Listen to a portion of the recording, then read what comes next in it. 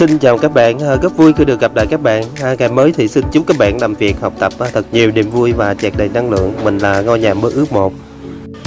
Thời gian trước đây mình có làm cái video về nhà trọ gác lửng, cũng được rất nhiều mọi người quan tâm. Và cái điểm đặc biệt ở cái video này là mọi người hỏi và cần tư vấn về xây dựng cái mẫu nhà trọ gác lửng là rất là nhiều luôn các bạn. Và trong đó có một số comment của những bạn mà nhờ mình tư vấn xây dựng cái nhà gác lửng nhỏ xinh, là bạn Phương Quyền. Mình muốn xây rộng 3, dài 4,5, được không bạn? Vì nền của mình là 4x24, bạn tư vấn giúp mình nhé. Comment của một bạn nữa là phía gác lửng thì em định làm full phòng luôn, chứ không có làm 1/2. Anh thấy vậy đủ rộng không anh? Đất em gần Đại học Tây Đô ở Cần Thơ. Comment của một bạn Cá Cảnh các bạn: anh cho em hỏi chi phí xây dựng một phòng gác xếp, diện tích là 4x5 khoảng bao nhiêu? Chỗ em ở nông thôn, em muốn xây 6 phòng. Và comment của một bạn Ý nữa là em muốn xây với cái diện tích là 4x4 hoặc 3x5. Và nhìn chung những comment của những các bạn này là hỏi cần tư vấn về cái nhà trọ gác lửng, và cái chi phí cũng giống như là cái phần công năng của nhà gác lửng, phải không các bạn? Và diện tích mà những cái bạn này yêu cầu cần tư vấn đó tức là khoảng từ 3x4 hoặc là 4x5, phải không các bạn? Để tư vấn cho những cái bạn mà mình đã nêu ở trên, cũng giống như là gửi đến mọi người tham khảo, thì hôm nay mình sẽ làm một cái video về cái mẫu nhà gác lửng nhỏ xinh với cái chiều rộng mặt tiền là 4m và cái chiều sâu là 5m. Và mình sẽ phân tích cũng giống như là tìm hiểu một số điểm ở cái nhà gác lửng này. Với cái mẫu nhà gác lửng này mình cũng có thể sử dụng cái công năng là một cái nhà ở gác lửng nhỏ xinh bình thường. Và nếu trong cái trường hợp mà mình xây dựng cái nhà trọ gác giả để mà cho thuê thì nó cũng rất là phù hợp các bạn. Như vậy là với cái mẫu nhà này mình linh động cái công năng sử dụng của nó ở hai cái phần thứ nhất là sử dụng công năng cho một cái gia đình trẻ bình thường. Cái phần linh động thứ nhì là mình cũng có thể xây dựng cái mẫu nhà trọ này, mẫu nhà gác lửng này để cho thuê trọ các bạn. Đây cũng chính là một phần mà mình lưu ý đầu tiên. Vì sao mà mình lựa chọn cái phương án nhà gác lửng mà mình không có lựa chọn cái phương án là nhà trệt hoặc là cái phương án là nhà lầu các bạn? Có thể nói là diện tích cái khu đất của mình đó là nó khiêm tốn. Cái yếu tố thứ nhì là cái kinh phí đầu tư của mình nó cũng hạn chế, chính mà cái nhu cầu sử dụng cái công năng của mình thì nhiều. Chính vì vậy mà mình sẽ lựa chọn cái phương án nhà gác lửng. Nhà gác lửng là một cái phương án mà nó nằm giữa nhà trệt và nhà lầu, phải không các bạn? Không phải hai trong mỗi chúng ta cũng sở hữu cho mình một cái mảnh đất vi mô về cái diện tích để mà chuẩn bị xây dựng.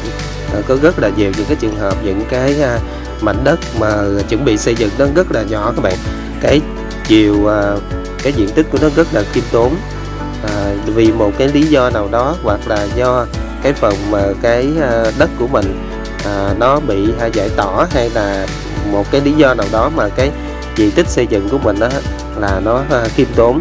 Và cái vấn đề của mình đặt ra ở đây là mình sẽ làm một cái nhà gác lửng nhỏ xinh với một cái diện tích rất là khiêm tốn là khoảng 20m². Bà con bình thường hay có câu là tiền nhiều thì xây nhà lớn, tiền ít thì xây nhà nhỏ, phải không các bạn? Nó rất là đúng trong cái trường hợp cái nhà gác lửng này. Với một cái chi phí đề ra ban đầu để mình đi tìm hiểu là khoảng 100 triệu cho cái mẫu nhà gác lửng, với tổng cái diện tích xây dựng của nó là khoảng 36m² nha các bạn. Và bây giờ xin mời các bạn cùng mình đi tìm hiểu và phân tích ở cái mẫu nhà gác lửng nhỏ xinh này nhé. Về cái diện tích xây dựng thì cái tầng trệt đó là 4x5 là 20m².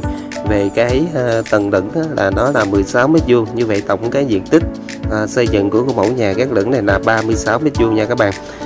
Còn về cái chiều cao thông tầng ở cái tầng trệt thì cái chiều cao của nó là 3m. Còn cái tầng lửng á, chiều cao của nó là 2m8. Như vậy tổng cái chiều cao của cái ngôi nhà này về cái tầng trệt cho đến cái tầng lửng đó là 5,8m. Còn về cái phần mái là nó cao 1m nha các bạn. Vì sao mình đi giải thích cái phần chiều cao của cái tầng gác lửng này? Vì mình nhận được rất là nhiều những lời comment của mọi người hỏi cái chiều cao của nhà gác lửng bao nhiêu, đó chính là hợp lý. Vì theo quy định cái tầng lửng thì nó sẽ cao từ 2m8 cho đến 3m thôi nha các bạn. Nhằm giúp giảm cái chi phí tối thiểu cho cái mẫu nhà này thì mình sẽ chọn cái chiều cao của cái tầng trệt là 3m, còn cái chiều cao cái tầng lửng đó chính là 2,8m. Chính vì gọi là nhà gác lửng, do đó cái tầng lửng nó không thể nào nó cao như là một cái chiều cao của cái tầng lầu là 3m hoặc là 3m6 được nha các bạn. Đó chính là cái quy định của chiều cao tầng lửng là nó khoảng 2m8 cho đến 3m thôi. Phần bố trí công năng thì vì cái ngôi nhà này nó diện tích xây dựng của nó rất là khiêm tốn. Ở cái tầng trệt thì được bố trí là một cái nhà vệ sinh, một cái khu vực bếp, vị trí cầu thang và một cái phòng khách nha các bạn. Còn về cái tầng lửng thì sẽ được bố trí toàn bộ cái công năng là cái phòng ngủ. Như vậy cái nhà này được chia cái công năng sử dụng cho một cái gia đình trẻ hoặc là một cái phòng trọ để mà cho thuê thì nó cũng rất là hợp lý các bạn. Cái chi phí đề ra ban đầu là mình chỉ 100 triệu thôi, do đó là mình cũng thiết kế rất là nhiều những cái chi tiết trang trí cho cái mặt tiền của cái nhà gác lửng này. Về phần vật liệu gạch nền đó thì sẽ được chọn là gạch 60x60 nha các bạn. Còn về cái phần cửa đi và cửa sổ và cái phần lan can cũng giống như là cầu thang thì sẽ được chọn là cái vật liệu là sắt sơn tĩnh điện màu trắng. Còn về cái mái nhà thì sẽ được lợp là cái mái to một mái nha các bạn. Theo đó là mình sẽ không sử dụng cái phần trang trí như là ốp gạch, và sẽ chọn trang trí bằng cách tạo điểm nhấn bằng cái màu sơn. Vì cái phần mà kinh phí mình muốn xây dựng cái ngôi nhà này chỉ là 100 triệu thôi các bạn.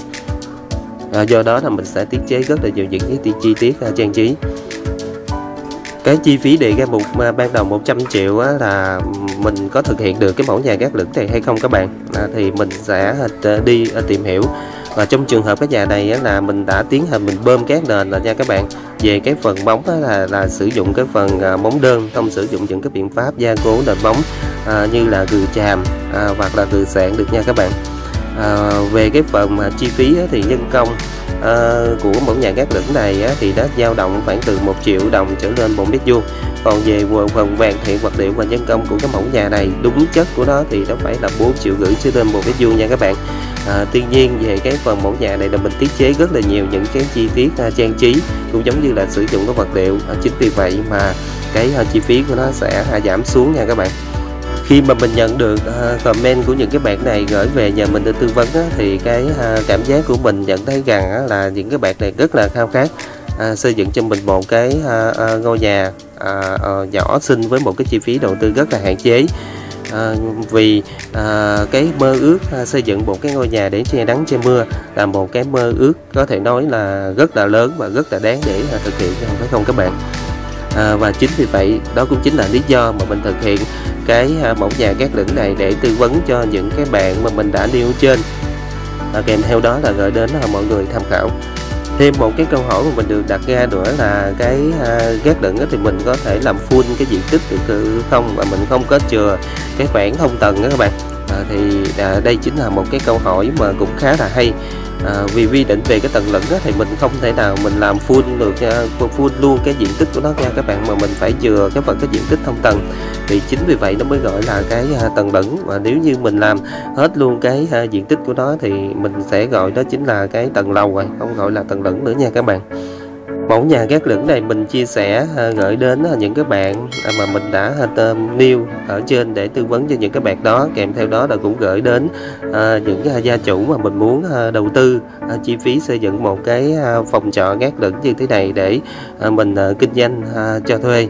Đó cũng chính là cái mục đích mà mình thực hiện cái video này. Cũng xin lưu ý một phần nữa là vì cái tuy nhiên là cái nhà trọ gác lửng nhưng mình cũng phải hết sức chú ý đến cái phần mà lưu thông gió và ánh ánh sáng nha các bạn, giúp cho cái phòng trọ của mình nó được sáng hơn và lưu thông gió và ánh sáng được tốt hơn, bằng cách là mình sẽ trổ những cái cửa sổ có một cái hình chữ nhật các bạn, nhỏ xinh hình chữ nhật. Tuy nhiên cái việc đầu tư những cái cửa sổ nhỏ như thế này thì nó cũng không có chiếm cái kinh phí là bao nhiêu. Về cái phần mà gác lửng đó thì mình sẽ thiết kế là giả gác lửng nha các bạn. Giả là như thế nào các bạn, là mình sẽ đi cái phần cái xà gồ, đó cái tấm xi mo, rồi sau đó lát gạch thôi nha các bạn, để giảm cái chi phí tối thiểu cho cái mẫu nhà gác lửng này. Với cái mẫu nhà gác lửng này, tổng cái diện tích xây dựng của nó là 36 m², và mình tạm tính cái phần cái chi phí cho cái mẫu nhà gác lửng này là 3 triệu các bạn. Như vậy tổng cái chi phí hoàn thiện gồm có vật liệu và nhân công nó là 108 triệu nha các bạn. Tuy nhiên với 108 triệu này thì mình cũng lưu ý là cái phần cát nền thì mình đã bơm rồi, và về với phần móng không sử dụng những cái biện pháp gia cố cừ nền như là cừ chàm hoặc là cừ sạn được nha các bạn. Về cái phần vật liệu thì mình sẽ sử dụng những cái loại vật liệu rất là bình dân, không có ốp gạch, và kèm theo đó sử dụng màu sơn để trang trí nha các bạn. Đây cũng chính là một phần mà mình rất là lưu ý, vì với một cái kinh phí rất là hạn hẹp chỉ 100 triệu cho cái mẫu nhà này thì không thể nào sử dụng những cái vật liệu trang trí cao cấp được. Đây cũng chính là một phần mà mình lưu ý để giúp cho mọi người có được một cái sự hình dung được tốt hơn về cái phần sử dụng vật liệu. Vừa cùng các bạn trải qua tìm hiểu và phân tích cái mẫu nhà gác lửng sử dụng cho cái công năng nhà ở bình thường và sử dụng cho cái công năng thuê trọ các bạn. Hy vọng thông qua cái video mà mình chia sẻ mẫu nhà gác lửng này gửi đến những cái bạn mà mình đã nêu ở trên, giúp cho những bạn này có được một cái sự hình dung được tốt hơn và một cái câu trả lời về cái kinh phí, cũng giống như là sử dụng vật liệu cho cái mẫu nhà gác lửng này với một cái kinh phí đề ra ban đầu là chỉ 100 triệu. Video của mình đến đây là xin kết thúc, và bây giờ xin nói lời chào tạm biệt và hẹn gặp lại các bạn ở những cái video lần sau. Nếu mọi người quan tâm và cần tư vấn thêm về cái mẫu nhà này thì xin mạnh dạn để lại cái comment bên dưới, thì mình sẽ tư vấn thêm cho mọi người. Vì trong khuôn khổ một cái video ngắn ngủi như thế này thì mình cũng chưa có thể trình bày hết và chưa có thể bộc bạch hết, để mọi người có được một cái sự hình dung được trọn vẹn hơn. Mình xin chân thành cảm ơn rất nhiều. Và bây giờ xin mời các bạn cùng nhìn ngắm làm một lần nữa vẻ đẹp kiến trúc cũng giống như là cách bố trí công năng của cái mẫu nhà gác lửng nhỏ xinh với cái chiều rộng bằng tiền là 4 m và cái chiều sâu là 5 m.